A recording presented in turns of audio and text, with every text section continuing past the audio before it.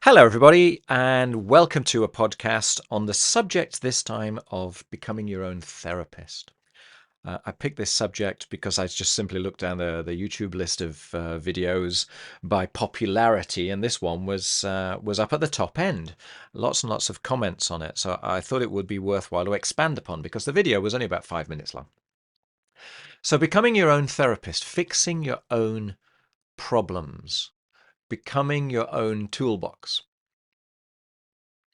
So I am a hypnotherapist. I work with people hypnotically because I find it a really great, effective, and rapid way to help people step behind the story that's created by the sort of the conscious element of their mind, if you want to call it that. And my principle is that people are working very, very well based around the stories, the fixed ideas, the limiting beliefs that are running in the back of their mind. And so, if I can help people to understand the framework within which they are acting, where their agency is, well, then they can start to see that they have far greater opportunity, far greater agency. There's more options available to them than they kind of think or thought in the back of their mind and then just kind of didn't realize we're still running, sort of thing. So the benchmark for me of success is when someone says, "Thank you very much. I think I'm done. I think I can go and deal with this on my own now. I feel safe and competent enough to be able to fix my own problems going forward." That for me is the definition of success. So how do you get there with someone? Right? That's what we're talking about. If you're listening to this, I have to assume maybe you've had some experience of therapy of some sort already, and for whatever reason, you haven't quite got there, yeah? So for me, everything is a choice. Everything is a response to the stories, the fixed ideas, the rules, the policies, procedures that are already running inside of your head.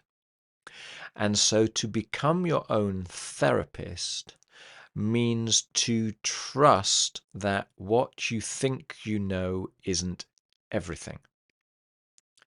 Because when you go to a therapist, you go into a therapist because you've reached the limit of your own capacities, right? You've reached the limit of your own ideas. You don't know what to do anymore. You need to do something to fix something, and you've run out of ideas. So you're seeking ideas, you're seeking strength or something from outside of you that might lead you in that direction. Now, what you want to call therapy is a good question, right? Because therapy could be a book, it could be a YouTube video, it could be a relationship, it could be losing your job, it could be someone slapping you in the face and saying, "Stop it." I mean, that many things can be, it could be a divorce. Many things can be therapy. Because for me, it's that idea of changing your view of the world, changing your view of what you think you're capable of, what you're good at, bad at, how other people should react to you, your place in the world, and permitting yourself, even if it's of a minuscule quantity, however you want to measure quantity, to push on that boundary and to start to look beyond where you normally look. You know, I use this anecdote, this kind of metaphor quite frequently of the drunk guy looking for his keys, and it's the middle of the night, and you see him, and he's looking underneath a street light, desperately scratching around in the ground, and you go up and ask him what he's doing, as if maybe you can help, and he explains to you that he's looking for his keys, but that actually he doesn't think they're here. He thinks that they're over somewhere else, but the place that it's where he thinks he lost, there's no street light. So instead, he's looking where he always looks. For me, this is intrinsic to the human condition. We tend to try harder in the things that we already know. We remain, because we don't really have the capacity to look behind ourselves, we remain within the framework of what we think it is to be us. We remain within the story. And so we end up doing more of what we were already doing. And so no wonder we end up banging our head against a brick wall, because it didn't work for the last however many times. I also use this phrase a lot, that when the definition of insanity is doing the same thing you did before and expecting stuff to change. So my view of therapy is de-hypnotizing people, right? It's getting people to snap out of the stories by which they are defining their conclusions. They don't even need to know what it is to replace that with. They just need to come to the conclusion that perhaps the stories by which they're defining themselves aren't helpful. They don't even need to know that they're incorrect, but they might want to use the idea that they're unhelpful, and perhaps it could be worth looking elsewhere. The reason I use hypnotherapy is because it's a fantastic way of getting people out of their head and into their body, into their felt sense, which is in itself is the most extraordinary way of getting people to see an expanded sense of self-awareness, which is what I'm aiming for. Yeah, it's as if the stories are created by the small part of our mind, and there's so much more going on if only we could tap into that. And so I use hypnotherapy as a way of quietening that chattering, assumptuous part of you, and permitting the quieter voices to maybe say a word. And seeing what comes from that, and learning from that, and trusting yourself, so that people can get a better grip on their internal compass. The more you think with the front of your mind, the more you think with your intellect, the less you use that feeling compass, your intuition, you might want to call it. And the more you stretch that boundary, the less likely you are to then revert back to your felt sense, the more likely you are to intellectualize. And you kind of you place that intellect on a pedestal, much like a god, much like this critical part of you is omnipotent, and the rest of you is just kind of doing what it's told to do. And when you can permit yourself to comprehend more of that, more than that, when you can permit yourself to comprehend that perhaps what you think you don't know, and that there's other stuff as well, that opens up this vast expanse of possibility, the possibility plane. And you can find freedom in there, you can find self-understanding in there, you can find a sense of your core in there, of wholeness. See, the thing is, when people come with a problem that they are sure of, the more they ruminate upon the problem, the more they direct their attention to the problem, the more they kind of look for the problem. If they were going to fix it, they would have already fixed it. So therefore, something has to change.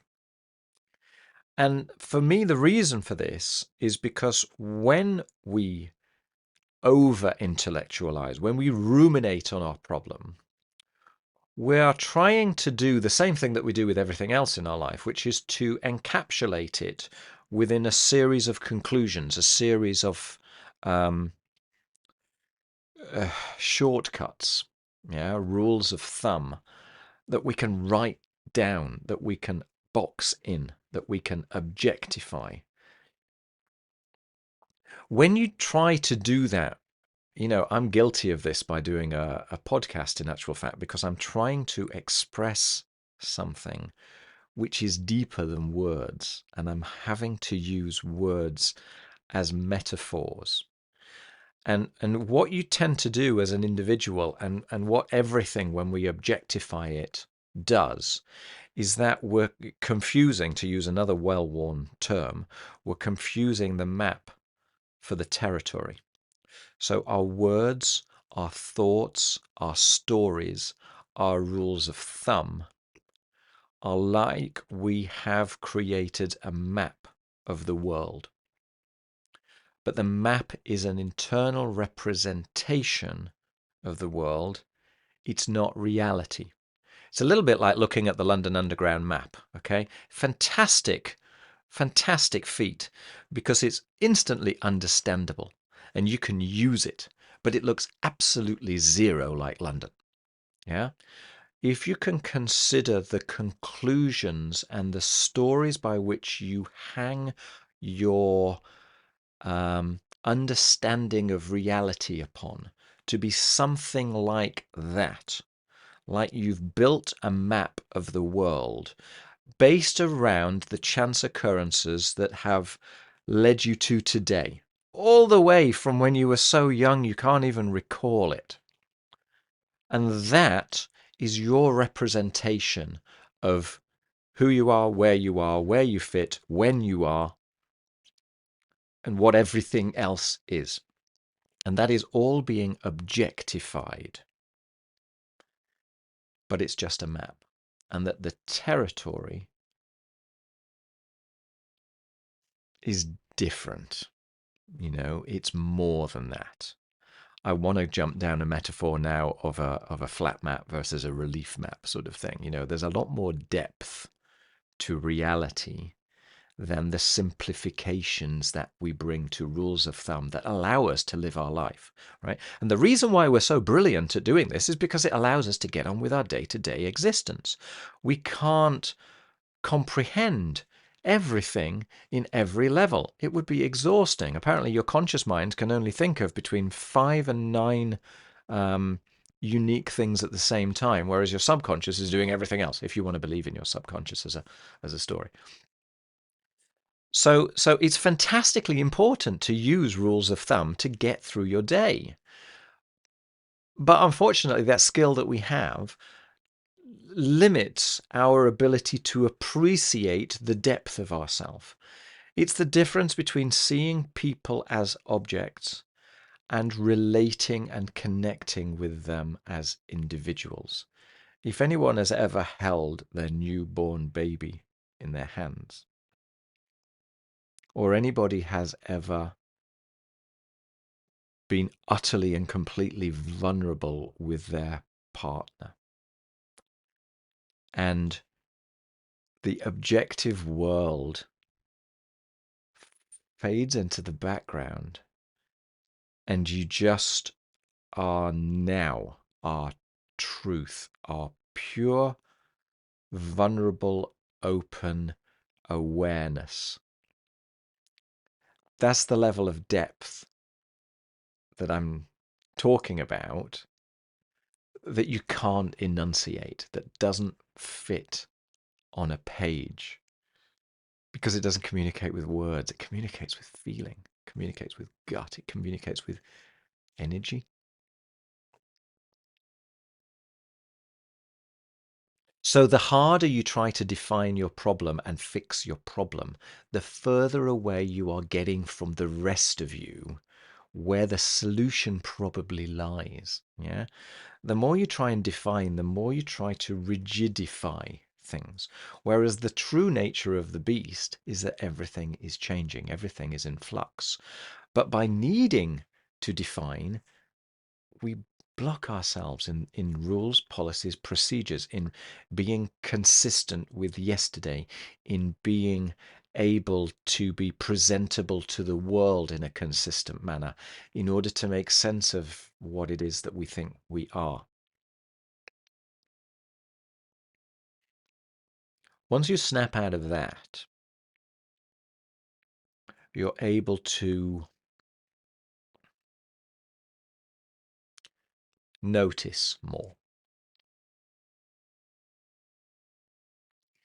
You're able to, a bit like a Jenga game, start to pull away some of the bricks of what you think is your sense of reality. And it's uncomfortable doing it, right? Because you are destabilizing your sense of reality. But every time you do so, you experience something differently. And the more you do so, the better at it you become. So then you can start to take the Jenga game from the top and stably, with a sense of inner control, inner ease, because you discover or rediscover or refriend or emancipate the compass inside of you.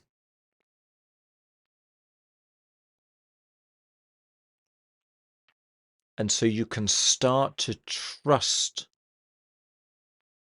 a different methodology of thinking about yourself.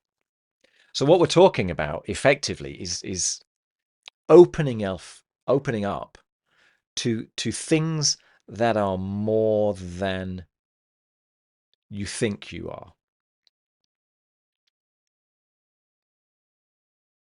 Observing what also that might be, Jenga piece by Jenga piece. Putting that into action. Trying something that might fit with that different potential and seeing what the feedback is. So not suddenly jumping off the 10-foot diving board and hoping that you don't hit your head on the bottom of the pool, but taking little experimental chunks towards a broader experience of you and seeing how that feels. And then taking stock and asking, does that mean that I need to shift my view of everything? So the more that you open up to that, the deeper your sense of your reality becomes. And the more you open up to, another cliche, the experience of now, rather than of trying to predict and control. So you trust yourself more. You start to listen to everything. And the more you exercise this muscle, the more you build a repertoire of different, better ways of attacking certain issues of life. So you become more capable as an individual. And there's a tricky thing, right? Because you're pushing beyond your comfort zone. But every time you do so, and then you go, still here, still safe, and I've learned something new. Even if you make a mistake, well, everybody makes mistakes anyway, right? When you learn to walk, you fall over. But even when you make a mistake, because you're starting to experiment and you're not taking massive strides forward, you're just doing little bite-sized chunks. It's measured, it's okay. So you're gradually building your self-confidence, your self-assuredness, your capabilities, your flexibilities, your agency, and your potency.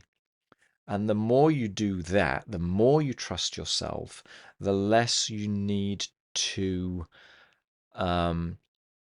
abdicate your personal power to things outside of yourself. So you feel this tremendous sense of self. And then you're prepared to do stuff. That, for me, is what becoming your own therapist is all about. It's about re-establishing trust with yourself. It's about re-establishing the boundaries of what is within your control and what is without your control. What is important to you that you have agency to act upon? What is not important to you, and what is important to you that you do not have agency to act upon? Understanding where that boundary lies and focusing on what is within, what you are able to choose. So it's building that sense of your own capability to the point where you can then say, thank you very much, Chris. I think I can take this on my own now. There's 1,000 ways that you can reach that point.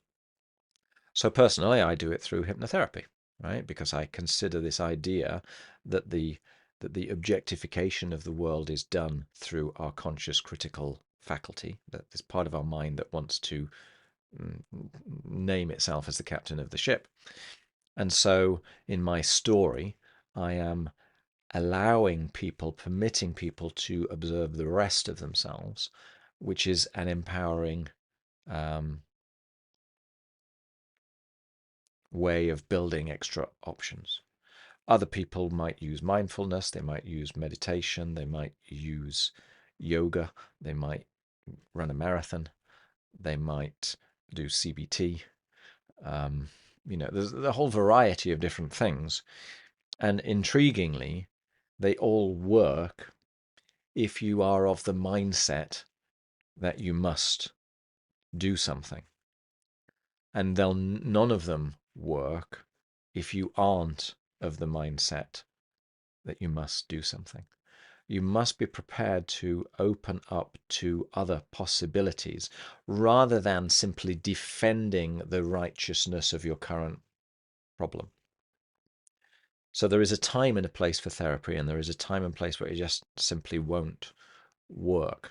So what's most important is people have come to this understanding and are not only willing to open up and ask other people, but they are willing to consider what comes back and not simply try yet again to re-justify their current thinking, their current mechanisms. Well, on that basis, the sky is the limit. So suddenly, Henry Ford, whether you believe that you can or you can't, you're right. Yeah. So change your beliefs. Suddenly, wow, the opportunity set is wide.